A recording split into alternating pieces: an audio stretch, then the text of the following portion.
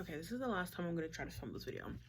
If it doesn't work out, I just feel like that's just a sign that I need to be doing this another day, another year, whatever. Okay. My mind is over. Okay. Hi. Welcome back to Loser's Library, y'all, where we talk about books and how good books are and how they feed the soul. But today, we're gonna be talking about every inscription that I found on my secondhand books. Now, I feel like that's one of the perks of not being able to afford, you know, the $30 new copies at Barnes & Noble of, you know, every book that comes out. Sometimes you're forced to wait a little bit if you want to read a new release, which is like perfectly fine because there's so many books, like honestly doesn't really matter, stuff like that. But one of the other perks is that, you know, previously loved books carry pieces of their owner with it. Sometimes it's in a broken spine, sometimes it's in little notes and, you know, bookmarks in the margin, and sometimes it's with inscriptions. And I am an avid secondhand book girl, so I'm always looking for secondhand books. I love going to the library bookstores because they're super cheap. Thrift shops are a great place to also look for books. I have 7 books here today that I've collected over time that have pieces of the previous owners in them in the form of text and writing in the book. Most of them are inscriptions, obviously giving the book as a gift, and some of them are like notes in the margin that I thought were funny or something like that, and I wanted to share them with you. Some of them are sad, some of them are funny, all of them are awesome, and it makes me love being the new owner of these little pieces of people's lives even more than I already do. Like, books just have my soul. So the first one I have is Invisible Monsters by Chuck Palahniuk. By the way, I have only read a couple of these books. I have not read all of them. So this is one of ones that I have not read, but I'm pretty excited. I really like this cover. I just really do. I have not read Palahniuk yet. I really hope that's how you say its name. If that's not how you say his name, it's how you say it now. Anyway, so this one, I got this one at, I want to say maybe library actually. Okay, whatever. But this one was one of my favorite ones that I have, honestly, and it says, "Dear Brad," what a name, right? "Dear Brad, looked twisted, thought of you, love E." Oh my gosh, that is just so, I feel like that's just such a cute little like gift. It's kind of like weird, it's kind of wonky. Brad was a twisted guy, obviously. This is about like a beauty queen who gets like maimed in a car accident. I'm pretty sure that's what this is about, but that's why it's kind of like a twisted read. And E thought Brad would enjoy it, and I hope Brad did enjoy it. The spine is not broken on this one, but this is a book that you can easily kind of read because it's floppy without breaking the spine, so I'm hoping Brad at least read this. I'm gonna imagine that he did. Okay, here's a copy of Will You Please Be Quiet Please by Raymond Carver. This is one of the ones that I have definitely read, did not like it. I think I gave it 2 stars, and it was barely that, to be honest. I only liked like 3 out of like these 15 stories. It's just slice of life stuff. I don't know, I just found it like super unrelatable and cold and distant, in not the kind of way that I like things to be cold and distant, because there is a type of way that I do like things to be cold and distant, but didn't enjoy it. But this was an annotated version of it, clearly some college student or something, but she was like completely on my level, and I loved reading this just because even though I didn't like it, I was reading it kind of along with her, and she did not like it either. And I just marked this page where she just wrote, "She needs a good punch," because that's exactly how I felt about like all of the bland, boring characters in this book that were just so wrapped up in their own lives, and they were just really annoying. So, girl, whoever you are, did she write her name? No, but she also drew like a little Pac-Man in the corner, and then it continues on the next page. So yeah, she was cool. Whoever you are, girl, I hope you got an A in whatever class this was. Okay, the next book is The Maid of the North, Feminist Folk Tales from Around the World. I love this cover. I just think it's so beautiful. This book is filled with illustrations too, by the way. They're all equally as beautiful. So I'm really excited to read this one. I have not read this one yet. But this is a collection of feminist folktales from around the world where the women are really like strong, heroic, clever, and kind of like the center of the story, rather than, or a lot of them are like weak or like damsel in distress, need to be saved, that type of thing. So I thought that was really cool. And anyway, the inscription on this one is to somebody named Shiloh, and it says, "To Shiloh, happy 10th birthday to our favorite girl. Enjoy these stories and have a great year. Love always, Denise and Ace." 1985. Yeah. The spine is also not broken on this one. It seems like it would be a little bit difficult to read without breaking the spine, but not impossible. I hope Shiloh read 1 or 2 stories from this. Come on, Shiloh. And she was only 10 years old. I don't know how appealing this would be to a 10-year-old. There must have been something good in here for them, but I don't know. 1985, well, it's mine now. Thank you, Shiloh. This one is another cute one. This is Anne of Green Gables. This is the Source Books Fire edition of the.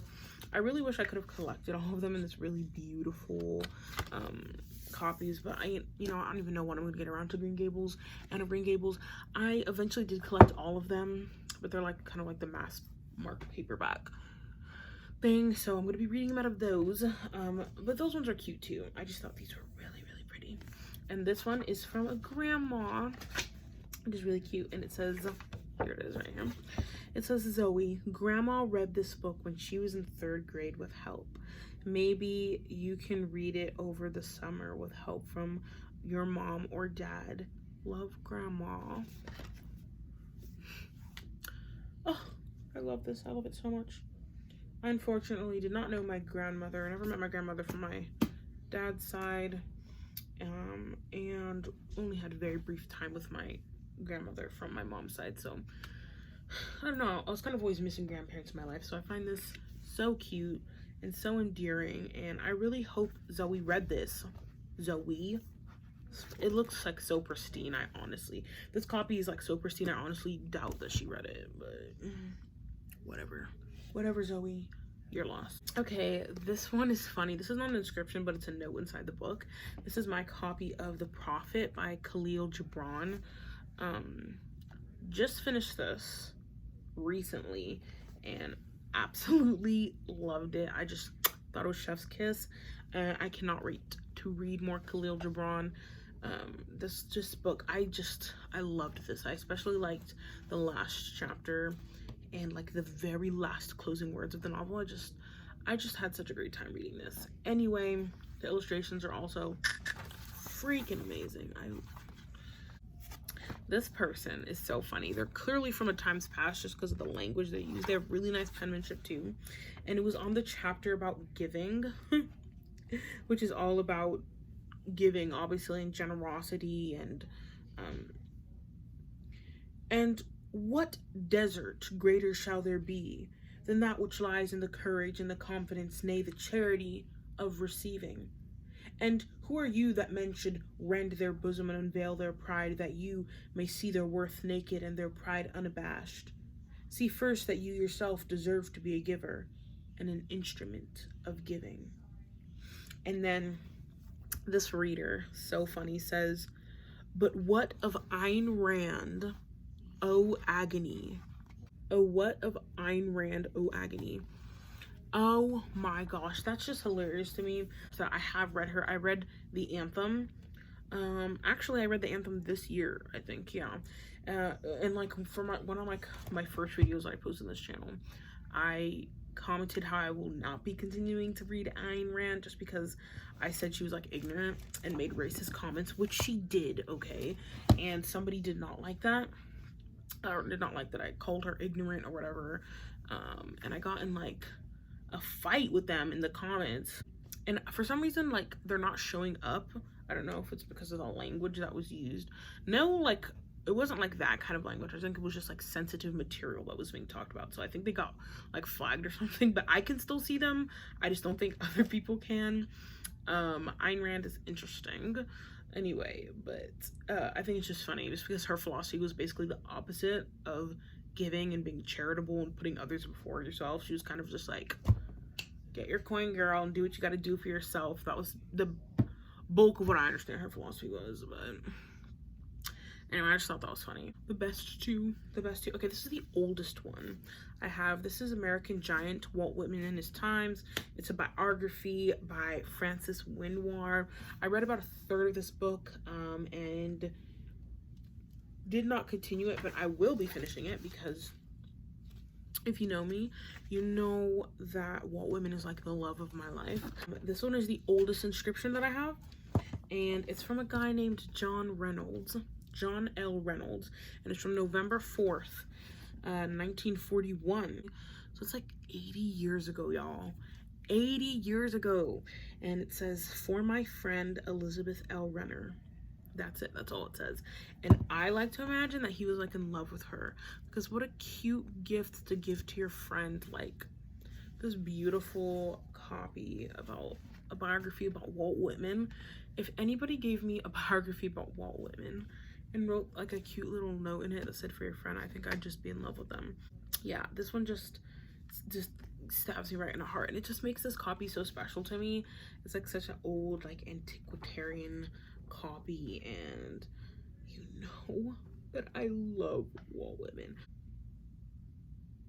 I'm gonna pick this book up again because whatever anyone else might think, the half-Quaker Walt had not the smallest doubt that the voice of God spoke through him. I freaking love Walt Whitman. One of the funniest things, in 9th grade, we had to like write down names of like celebrities or public figures, and then we were gonna play like a guessing game with them. And I wrote down Walt Whitman. I wasn't really thinking about, she didn't tell us why we were writing them down. And then like everyone, like when it was somebody else's turn, they would have to pick a name out of the bucket and then give clues for everybody to guess. So I didn't know that we were going to be doing that with the pieces of paper. Like, she didn't tell us that. She just told us to write down public figure or whatever. And so when some poor kid came up and, you know, by chance pulled out my little piece of paper that said Walt Whitman, he just like looked at it and he was like, who's Walt Whitman? And then he just handed it to the teacher. And she immediately knew who had given it to him, or like who had wrote it. And she looked at me and she's like, oh gosh, sorry, not a lot of people know Walt Whitman. And she like had a good laugh about it. And I kind of had a little laugh about it too, but since day one. Okay, so the last one is probably like the saddest one. Not the, I mean, it's sad in a way, but sweet too. And that is this beat up old thing. Okay, y'all, and I got this from a little library, a little free library. And it's Sonnets from the Portuguese by Elizabeth Barrett Browning. And this is my second oldest one. It was from 3 years after my Walt Whitman one. And it's from 44. It's from June 1st, 44, and it says, oh, it's so sweet. Okay, you guys, up here. To my darling, there are so very few words to express my deepest, humblest love for you, but perhaps the likes of this simple book will give you some idea of the extent of my feelings. Always, Winnie. Oh, somebody ever did that for me? Marrying them on the spot. I just love this. It just adds so much history to like reading these books, like having these little inscriptions and past notes from the previous owners. It honestly means a lot to me. Books are just everything. So yeah, those are the books for this video. If you guys have any cool inscriptions on your book, you should let me know what they say. But as always, happy reading, losers.